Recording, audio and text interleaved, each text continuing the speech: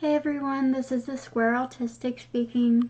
For this video, I want to go over a sensory sensitivity, specifically water. There will be a trigger warning in this video. I will state the trigger warning right before I talk about it. Clothing material and food textures are the ones that I've heard people talk about the most. For me, water is a big one. Not just the taste or texture of how it feels when I drink it, but how it feels on my skin. Showering is a sensory hell for me, but ever since I bought a shower head that has a sort of waterfall setting, the showering has been a lot more durable for me. However, it's still very overstimulating. Some of the sensory sensitivities of showering for me are being vulnerable with not being in my clothes, the handles annoying my fingers when I turn them to the right temperatures, making sure I don't slip or fall. The hardest part is keeping my eyes shut so I don't get any soap or water in them. When I'm rinsing the soap out from my hair, I'm focusing on how far my head is tilted back so I don't break my neck.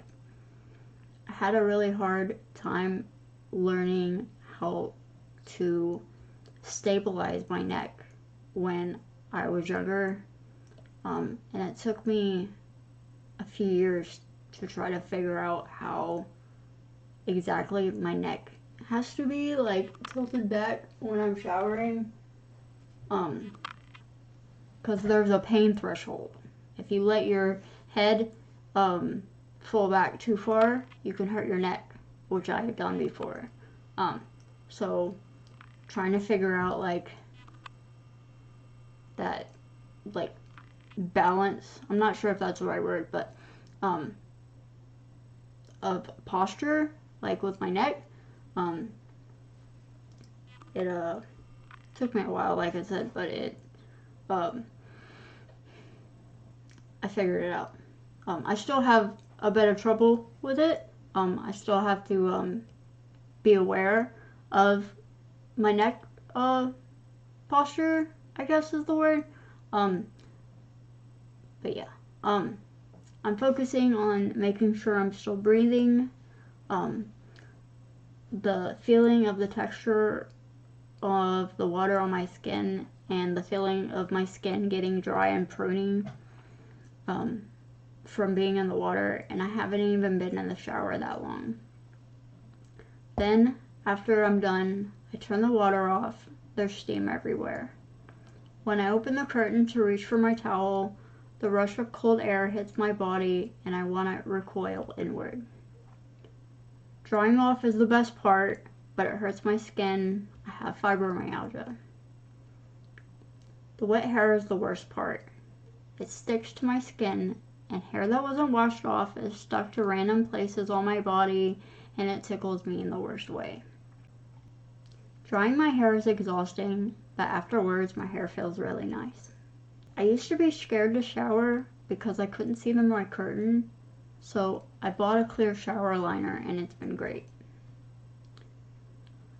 Here's the trigger warning. The only time I enjoy water being on my skin is when I'm in a body of water, like swimming.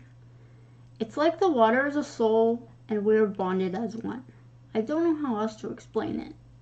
I've always loved swimming, well, more just wading around in the water. I'm afraid of drowning, so I don't want to be in deep water like the ocean where there's too many unknowns. I did almost drown once. I was swimming in a river that I've swam in multiple times prior to that day. Something brushed against my foot and I started panicking. The water wasn't clear, so I couldn't see what I was, and I almost drowned. I don't remember anything past that, so obviously I'm alright, but it was still really traumatic for me. Pools, on the other hand, I do like being in. I like how visible the water is, and it's usually lit up. Pools are enclosed bodies of water, so I don't have to worry about creatures coming up and eating me. Not to say the creatures can't get inside though, but I'm not saying it's improbable.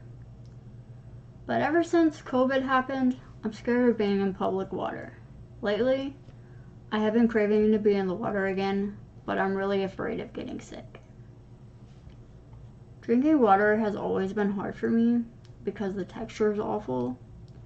Luckily, I found a pure water filter. I leave it in my fridge, and it's cold drinkable water. The texture is very smooth. I just wish I had access to it growing up. Even so, I have never felt thirsty. I can go all day and night without thinking I should drink. So I have to keep my water bottle next to me at all times as a visual reminder.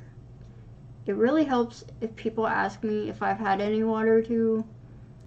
It is like a form of encouragement for me. It's weird though, because if somebody tells me to drink water, it doesn't have as strong of an effect as if they ask me if I drink water. Unfortunately, I have to be reminded throughout the day to drink. Just telling me once only helps for that moment in time. And just because I have my water next to me doesn't mean I will remember to drink it, especially if I'm hyper-focusing on something. Please note, I am in no way a medical professional and I cannot diagnose anyone. I am just explaining my experiences. This is the Square Autistic signing off. And remember, squares are cool.